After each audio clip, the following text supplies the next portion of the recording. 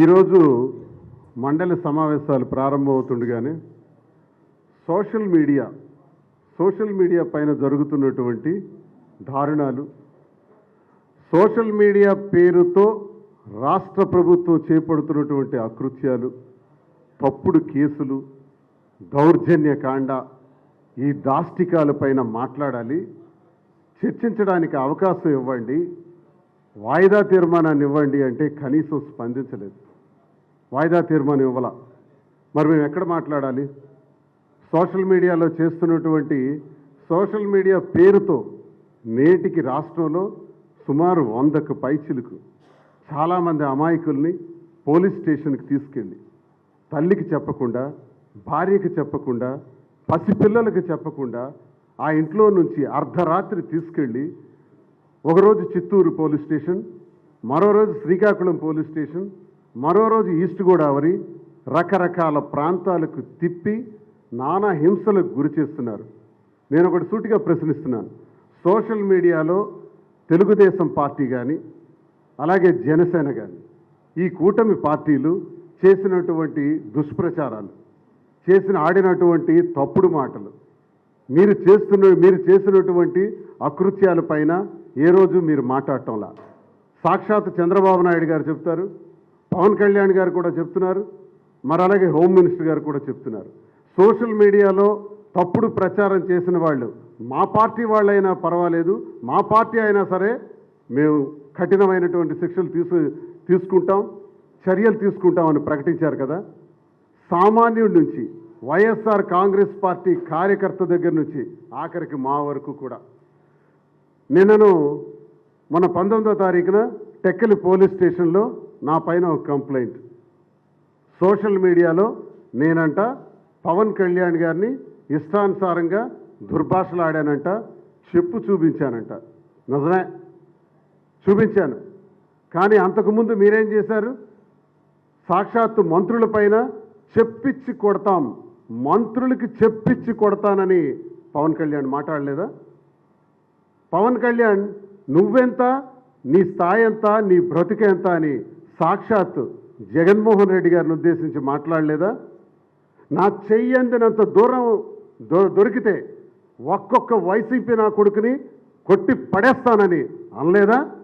YCP నా కొడకల్లారా అని మాట్లాడలేదా? మీరు మాట్లాడినటువంటి మాటలు రికార్డ్స్లో లేవా? మరి దానిపైన కేసు కట్టరా? అందుకు సంబంధించి నేను ప్రతిస్పందించి రియాక్ట్ అయి నేను 18వ తారీఖు 10వ నెల 2022వ సంవత్సరంన పవన్ కళ్యాణ్ తాలూకా మాటలకి నేను సమాధానం చెప్పాను. మరి ఇదే సంవత్సరం 19వ తారీఖు 2024వ సంవత్సరం నా పైన ఎఫ్ఐఆర్. ఈ డేట్స్ చూడండి. Occurrence of the offence 18/10/22. మరి డేట్ ఆఫ్ కేసు కట్టినటువంటి రోజు 19/11/24 ఎఫ్ఐఆర్. ఇది నేను చేసింది నేరమా? నువ్వు మాట్లాడితే నేరం కాదా? మీరు ఇష్టానుసారం జగన్మోహన్ రెడ్డి గారిని ట్రోల్ చేసి మాట్లాడితే నేరం కాదా? వైఎస్ఆర్ కాంగ్రెస్ పార్టీ మహిళా మహిళలపైన ఇష్టానుసారంగా మాట్లాడితే నేరం కాదా? వాటిపైన కేసులు కట్టరా? మహిళలపైన అసభ్యంగా మాట్లాడితే కఠిన చర్యలు తీసుకుంటామని హోమ్ మినిస్టర్ గారు చెప్పారే, మరి వాళ్ళపైన చర్యలు తీసుకోరా? మా పైన కేసులు కడతారా? ఒకటే నేను తెలియజేస్తున్నాను. సామాన్య కార్యకర్తలు, వైఎస్ఆర్ కాంగ్రెస్ పార్టీకి చెందినటువంటి కార్యకర్తల పైన కేసులు కట్టి ఆఖరికి మా వరకు కూడా ప్రజాప్రతినిధిగా ఎమ్మెల్సీగా ఉన్నటువంటి నా పైన కూడా కేసు కట్టి మీరు అరెస్టులు చేయాలి, హింసించాలి, భయపెట్టాలి అని చూస్తే మరింత ఉద్రేకంతో, మరింత స్వరం పెంచి మాట్లాడతామని తెలియజేస్తున్నాను. ఇంకా మాట్లాడతాం, ఇంకా గట్టిగా మేము కౌంటర్ చేస్తాం. మేము ప్రజా గొంతై మాట్లాడతాం.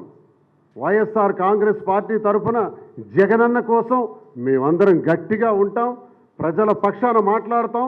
ప్రజల గొంతై మాట్లాడితే నేను హౌస్లో కూడా, మన కౌన్సిల్లో కూడా మద్యం మీద మాట్లాడాను, మద్యం మీద ప్రశ్నించాను. మద్యం మీద కొత్త విధానాన్ని తీసుకొచ్చామని చెప్పి రౌడీయిజం, గూండాయిజంతో మద్యం షాపులన్నీ మీ వాళ్ళు చేజెక్కించుకున్నారే, ఇది కొత్త విధానమా అని నేను ప్రశ్నిస్తే ఆ రోజు సాయంత్రమే కేసు. అంటే ప్రజల పక్షాన మాట్లాడితే కేసులు, హౌస్లో కౌన్సిల్ సభ్యుడిగా మాట్లాడితే మా మీద కేసులు. అంటే ప్రజా గొంతు మాట్లాడితే మా గొంతు నొక్కేద్దామని చూస్తున్నారా? మీరు గొంతు నొక్కేద్దామని చూస్తే నేను సహించేది లేదని గట్టిగా చెప్తున్నాను.